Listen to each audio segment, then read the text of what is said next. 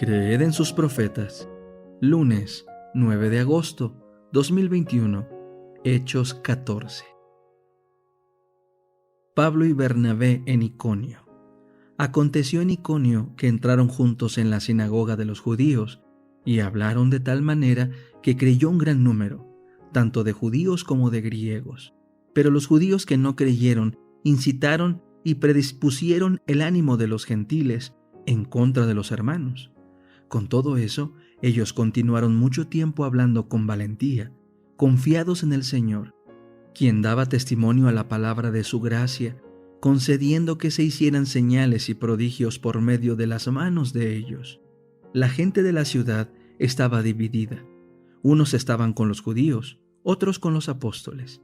Como surgió un intento de parte de los gentiles y los judíos, junto con sus gobernantes, para afrentarlos y apedrearlos, se enteraron y huyeron a Listra y a Derbe, ciudades de Licaonia, y por toda la región de alrededor, y ahí anunciaban el evangelio. Pablo y Bernabé en Listra. En Listra se hallaba sentado cierto hombre imposibilitado de los pies, cojo desde el vientre de su madre, que jamás había caminado.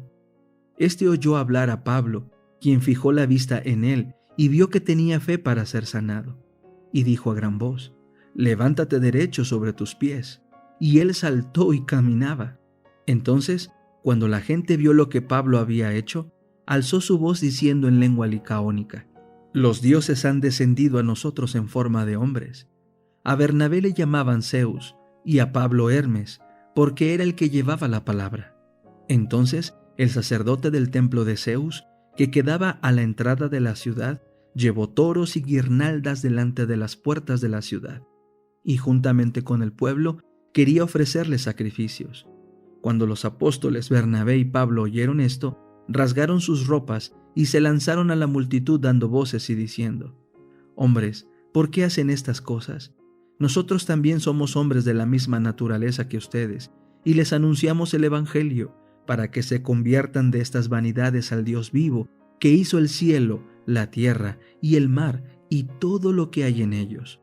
En las generaciones pasadas, Dios permitió que todas las naciones anduvieran en sus propios caminos, aunque jamás dejó de dar testimonio de sí mismo haciendo el bien, dándoles lluvias del cielo y estaciones fructíferas, llenando los corazones de ustedes de sustento y de alegría.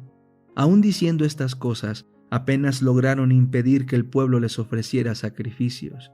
Entonces, de Antioquía y de Iconio vinieron unos judíos, y habiendo persuadido a la multitud, apedrearon a Pablo y le arrastraron fuera de la ciudad, suponiendo que estaba muerto. Pero los discípulos le rodearon, y él se levantó y entró en la ciudad. Al día siguiente partió con Bernabé para Derbe, de regreso a Antioquía de Siria. Después de anunciar el evangelio y de hacer muchos discípulos en aquella ciudad, volvieron a Listra, a Iconio y Antioquía, fortaleciendo el ánimo de los discípulos y exhortándoles a perseverar fieles en la fe. Les decían: «Es preciso que a través de muchas tribulaciones entremos en el reino de Dios». Y después de haber constituido ancianos para ellos en cada iglesia y de haber orado con ayunos, los encomendaron al Señor en quien habían creído. Luego de atravesar Pisidia, llegaron a Panfilia, y después de predicar la palabra en Perge, descendieron a Atalia. De allí navegaron a Antioquía, donde habían sido encomendados a la gracia de Dios para la obra que habían acabado. Después de llegar y reunir la iglesia, se pusieron a contarles cuántas cosas había hecho Dios con ellos, y cómo Él había abierto a los gentiles la puerta de la fe, y se quedaron allí por mucho tiempo con los discípulos. La oración, capítulo 19. Las actitudes en la oración. Tanto en el culto público como en el privado, nuestro deber consiste en arrodillarnos delante de Dios cuando le ofrecemos nuestras peticiones. Este acto muestra nuestra dependencia de Él.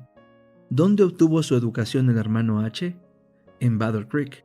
Es posible que a pesar de toda la luz que Dios ha dado a su pueblo acerca del tema de la reverencia, los ministros, los directores y los profesores de nuestros colegios, por precepto y ejemplo, enseñen a los jóvenes a permanecer erguidos durante la devoción tal como lo hacían los fariseos?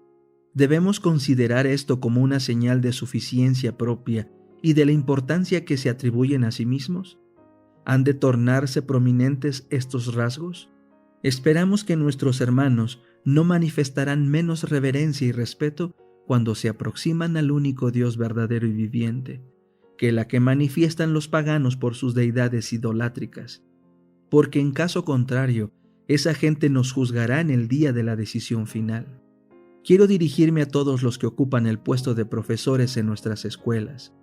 Hombres y mujeres, no deshonréis a Dios con vuestra irreverencia y ostentación. No estéis en pie con una actitud farisaica al ofrecer vuestras oraciones a Dios. Desconfiad de vuestra propia fuerza, no confiéis en ella, sino postraos con frecuencia de rodillas delante de Dios para adorarle. Y cuando os reunís para adorar a Dios, cuidad de arrodillaros delante de Él. Demostrad por medio de este acto que vuestra alma, vuestro cuerpo y vuestro espíritu están por entero sometidos al Espíritu de verdad. ¿Quiénes han escudriñado detenidamente la palabra para buscar ejemplos y dirección en este asunto? ¿En quiénes podemos confiar como maestros en nuestros colegios en los Estados Unidos y en los países extranjeros? Después de años de estudios, han de regresar los estudiantes a sus propios países con ideas falseadas acerca del respeto, la honra y la reverencia que deberían tributarse a Dios y no sentir la obligación de honrar a los hombres de cabellos grises, a los hombres de experiencia, a los siervos escogidos por Dios que se han relacionado con la obra de Dios durante casi todos los años de su vida. Aconsejo a todos los que asisten a los colegios en los Estados Unidos o en cualquier otro lugar a que no se contagien del espíritu de irreverencia. Aseguraos de comprender por vosotros mismos qué clase de educación necesitáis, a fin de poder educar a otros para que obtengan una preparación del carácter que soporte la prueba que muy pronto sobrevendrá a todos los que viven en la tierra. Andad en compañía de los cristianos más sólidos. No elijáis como compañeros a los instructores o alumnos presuntuosos, sino a los que manifiestan una mayor piedad y a los que revelan tener comprensión de las cosas de Dios. Vivimos en tiempos peligrosos. Los adventistas profesan ser el pueblo de Dios que guarda los mandamientos, pero están perdiendo su espíritu de devoción. El espíritu de reverencia a Dios enseña a los hombres cómo deben aproximarse a su Creador, con santidad y respeto mediante la fe, no en sí mismos, sino en un mediador. Así es como el hombre se mantiene seguro bajo cualquier circunstancia en que se lo coloque. El hombre debe ponerse de rodillas como un súbdito de la gracia, cuando suplica ante el estrado de la misericordia, y puesto que recibe diariamente los dones de la mano de Dios, siempre debería tener gratitud en el corazón y expresarla en palabras de agradecimiento y alabanza por esos favores inmerecidos. Los ángeles han guardado su camino durante toda su vida y no ha visto muchas de las trampas de las que ha sido librado. Y en vista de esa protección y esos cuidados prestados por seres cuyos ojos nunca dormitan ni duermen, debe reconocer en cada oración el servicio que Dios realiza por él. Arrodillarse para la oración induce a la reverencia. Quiera Dios enseñar a su pueblo a orar. Aprendan diariamente en la escuela de Cristo los maestros de nuestras escuelas y los predicadores de nuestras iglesias. Entonces orarán con fervor y sus peticiones serán oídas y contestadas. Entonces la palabra será proclamada con poder.